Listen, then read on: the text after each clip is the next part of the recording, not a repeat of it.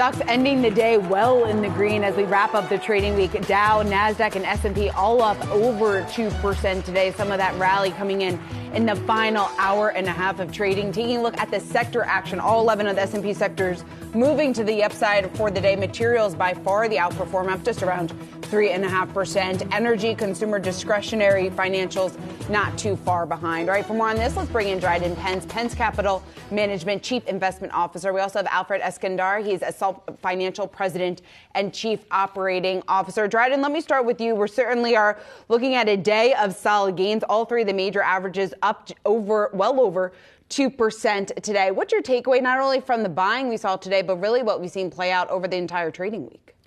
Well, I think everyone's looking for that idea about pause. And whenever you have anything from the Fed speak that possibly there's a pause in raising the interest rate cycle, I think you're going to see a kind of a hyperactive response because everybody's been the frazzled cat for the last, couple of months. So things have been, a little too negative whenever any bad news comes out. And then sometimes we get a little overreactive on the positive side. So anytime you get something about the Fed's possibly going to pause, then you're going to see this massive reaction. Sometimes it can be an overreaction as well. And that's the question, isn't it, Alfred? Because San Francisco Fed President Mary Daly, you have to really seek out the dovish comment. And she said the time is now to start talking about stepping down. The time is now to start planning for stepping down. But she was clear, this ain't it. Are we overreacting? Are the markets, rather?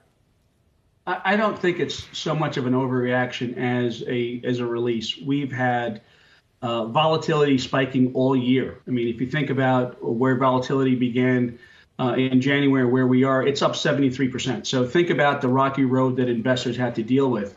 You couple that with obviously the moves from the Fed, inflation, and everyone feeling the pinch at home, and then you get a psychology really coming into play with the average investor. So when you have huge down weeks like we've had in the last couple, a week like today is fantastic. It feels great to be up, almost 5% on all the major indices for the week. But that is not a respite for, it's the all clear sign. What we have to understand is the rest of the year is going to look pretty much like this. We're going to have massive weeks up and massive weeks down. And, it is not for the investor with a soft stomach. Dryden, what do you think needs to happen in order for there to be some more conviction in the market and for you to be more bullish? Well, I think there's three big terms out there. We're looking for peace in the Ukraine, we're looking for a pause, or we're looking for verification of the peak in interest rates.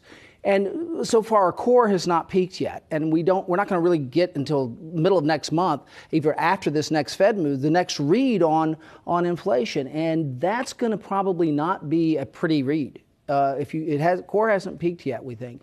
And so I think you have to get past where we have this moment of assurance that we probably have hit peak, both core and headline, and that we are actually legitimately talking about a pause in the rise in the federal fund rates. I don't think a pivot is probably something to be afraid of, because I think if they pivot, they've broken it. But if they move to a pause, an extended pause period of time, because consumers have to catch up. We can trade policy. You can change policy overnight or within a day, or markets will check in a day. But consumers, the drivers of inflation, have to catch up. It takes 6 or 8 months, and I think that we're forgetting that. So for me to be bullish again, we have to begin to see that policymakers are beginning to give the consumers some time for reality to catch up with what they're trying to do. A lot of P's in there. So, Alfred, when do we see that pause, and when do we get an indication that inflation is beginning to at least peak?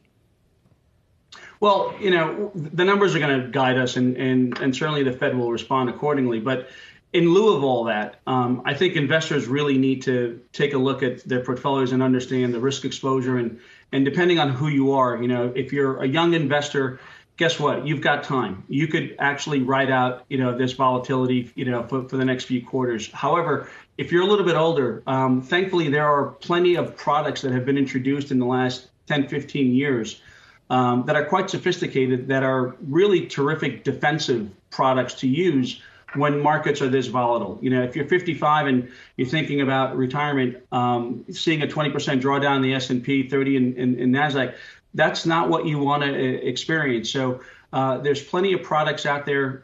Think about the risk in your portfolio and be defensive. Winning is also akin to not losing. So the less you lose, the more you win in markets like this. And I think taking a much more defensive posture for those who have been in the market for quite a bit is the right thing to do, is the prudent thing to do right now. Can you give some of those older investors some of those products? Sure. Well, listen, anything from fixed index annuities, structured products, and then on the super accessible, easy thing are buffer ETFs. Now, granted, they're not going to protect you for the total downside that we've seen this year in the markets, but being down 10% versus being down 25 is still a win.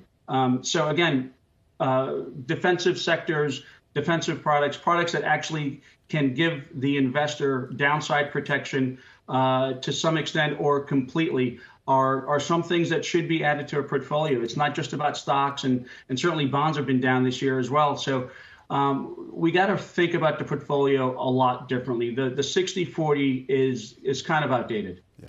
Dryden, what do you think? And I guess where are you seeing the most opportunity today in terms of what investors should be doing? Well, one thing we have now that we have not had in years is we have an interest rate. And so for some investors, actually, it's appropriate right now. The 2-year is actually yielding pretty good.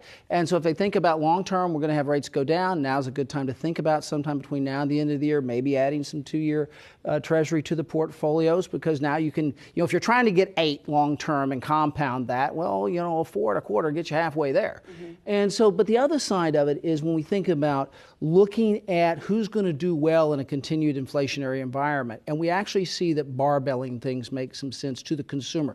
You have companies like Walmart and some of the ones who are helping the low-end consumer. You have people who are making over $80,000 a year now moving down to that market. So you're going to see continued growth there. And so and actually, wages have grown faster than inflation. So you see wages growing faster than inflation for people at the lower end of the economic spectrum. At the higher end of the economic spectrum, their incomes are rising as fast as inflation. And so it's kind of this barbell between LVMH, luxury goods, and Walmart. But it's the people in the middle that are going to continue to have problems as we get into 2023. Maybe we have a small recession. They're going to be hurt the most. And so you kind of break it up. When you think of equities, think of barbelling those two ends of the consumer.